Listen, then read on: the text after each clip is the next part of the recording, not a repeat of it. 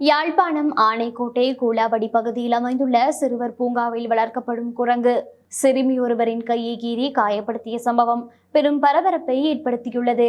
கடந்த புதன்கிழமை குறித்த சிறுமி பெற்றோருடன் குறித்த பூங்காவிற்கு விளையாட வந்துள்ளார். அப்போது கூண்டில் அடைக்கப்பட்டிருந்த குரங்கை பார்வையிட்ட போது எதிர்பாராத விதமாக குரங்கானது குறித்த சிறுமியை தாக்கியுள்ளது. தாக்குதலுக்குள்ளான குறித்த சிறுமி உடனடியாக யாழ்ப்பாணம் போதனா வைத்தியசாலைக்கு கொண்டு செல்லப்பட்டுள்ளார்.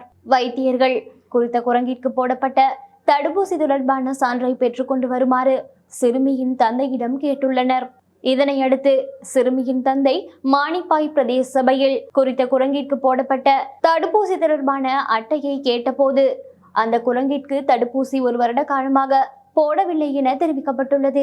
சிறுவர்கள் அதிகம் சென்று விளையாடும் பூங்காவில் தடுப்பூசி போடப்படாத குரங்கை பாதுகாப்பின்றிய முறையில் வைத்திருப்பது தொடர்பாக கண்டனங்கள் வெளியிடப்பட்டுள்ளதாகவும் இது பிரதேச சபையின் பொறுப்பற்ற செயல் என குறித்த சிறுமியின் தந்தை குற்றம் சாட்டியுள்ளார்.